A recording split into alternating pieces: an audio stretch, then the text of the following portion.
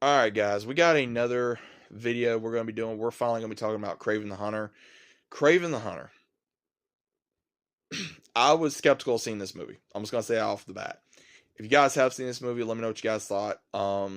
This movie was interesting, and the entirety of the film was, some of it made sense, some of it didn't.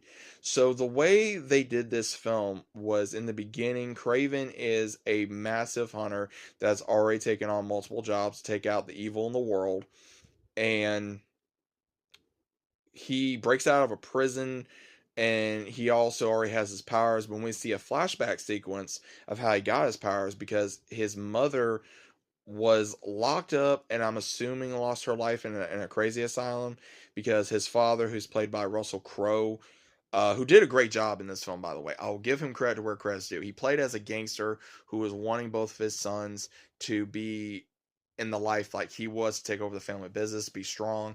He takes them on an African safari, and when we see Craven with his brother, who later becomes the chameleon, who always tries to be the chameleon because of him changing his voice and them being very close. He sees a lion and he hesitates to shoot it, and then the lion attacks him when his father tries to save him, and they can't find him in time. And we see the character Calypso, who, again, if you guys have seen the comics, you guys seen the Spider-Man stuff, Calypso has always been Craven's love interest, and she has family in Africa.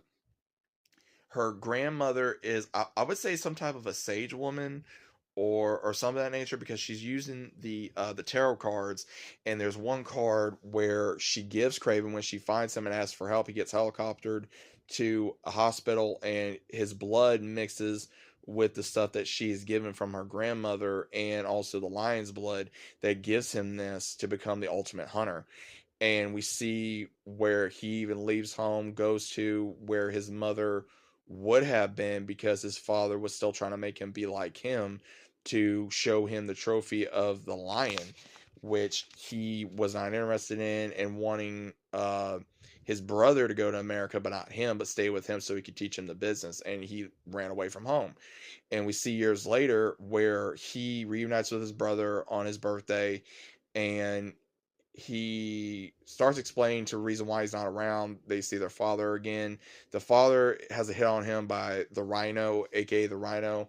And what's crazy is, we find out what the Rhino is. He was in Africa, but he did not have no powers yet. He found a scientist in New York by the name of Miles Warren. So if you guys know that name, he did a lot of the creations for different ones, from what I believe, from what I remember from the animated series and the comics. I believe Hydro Man, the Clone of Mary Jane, and many others, from what I remember mainly from the animated series. So that was cool seeing that name be brought up, but also being able to experience the transformation of Rhino in a way, because we see he has to have something connected to him in his body to be able to control the transformation. And if he does, he's in a tremendous amount of pain, and his skin gets hardened, and nothing can really penetrate that iron body that he has from Rhino skin. And he's become a massive gangster. He's trying to take over different territories, and he goes after um, Russell Crowe's character by stealing Craven's brother. And it's up to Craven to be able to find him, and he's using his resources from Calypso, because she's a lawyer now in the city that he's in, and they have to combine forces to be able to take on this threat, because there's another character, which was, I can't even remember the name of the character. He was able to somehow freeze people or paralyze people, and then he would take them out. And he's been wanting to go after Craven for however many years, because he went after a mentor of his. So I don't really know nothing about this character, or even if it's a character, if they created it, Sony did or whatever. I'm not sure. Guys, let me know. But the other thing is we finally see where he goes after Craven with the Rhino with all these men, and Craven and Calypso have to fight him off.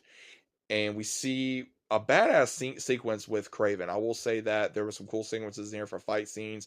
Craven was a man of the animals, to protect innocent.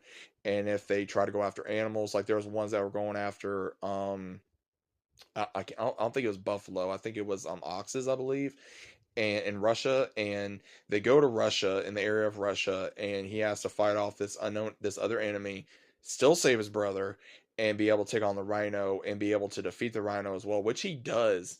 But at the same time, we see where even before this, the one that becomes the chameleon sees how the Rhino got his powers, and he tells him the name Miles Warren.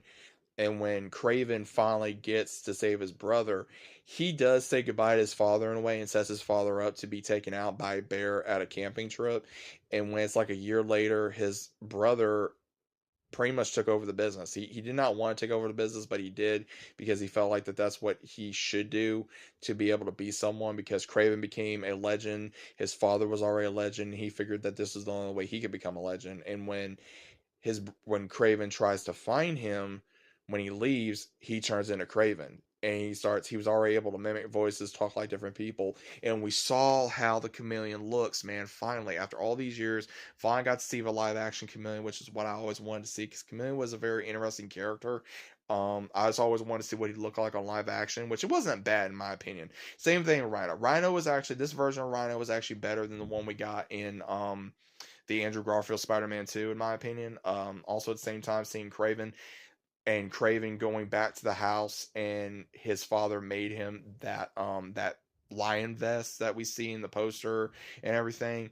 And finally, I guess, starting to become Craven the Hunter, because he had to give another dose of that elixir that Calypso gave him the first time, and then gave him a second time, because he even asked her, "Is there another one?" She said no, which she lied about, because it's a very special elixir. So I'm kind of wondering if this is going to make him more of an animal and less human, because there was times where he did like act more like an animal than he did human, and then everything of that nature. But again, the way this movie ended off did leave you wondering what is going to be next for Craven, what is going to be next for the Chameleon, since a lot of things by Sony has stopped and has either been canceled or put on hold.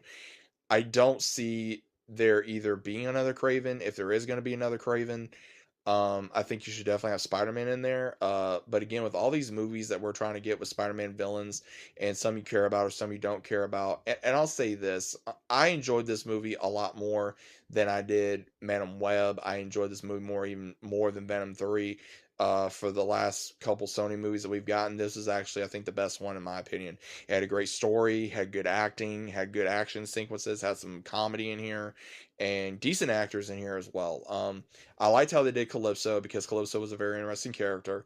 But the way I wish they would have had was her meeting Craven on a safari where she was looking for another scientist, like I believe was not only in the animated series, but I think also in the comics, if I'm not 100% accurate. I would have preferred to see that rather than her being a lawyer. I think it would have been more interesting to see her as a scientist, because that's from what I've always understood, that's what she was a scientist. And being able to have that relationship with Craven, and have that, everything that we know from the comics and the series and everything like that. But overall, Craven the Hunter, is it a good movie? Is it a bad movie? Is it a decent movie? I would say it's kind of in the middle. It's a decent movie. It's not a bad movie. It's not the best movie, but it's still a good movie regardless. If you guys like Spider-Man villains, I would say that same thing with Morbius. Morbius may be a bad movie in some aspects, but at the same time, it's still a decent movie. Venom as well. Venom Web is absolutely horrible. Venom 2 had its issues. Venom 3 was beyond crazy, and I think they should have gone a different direction. Those are just my opinions. But I really don't see them doing another Sony live action movie for a while, unless something changes to where it gets better, or they have a better way to do it, because they should just have Spider-Man somehow in any of these films to make sense, rather than just constantly focusing on a villain or anti-hero that we either may like or dislike, but still have a Spider-Man reference in there, or have him show up somehow, some way. But I don't know. I mean, that's just my opinion. They should have done this, I would say, a little bit different for a lot of these movies, but it's here, it's over with, and all we can do is speculate. But what is your guys' thoughts of Kraven the Hunter? I would like to know down in the comments down below. If you guys did enjoy the video, leave a like, comment down below. If you guys are new to the channel, consider about subscribing, and let me know what you guys think, and I'll see you as always on the next one.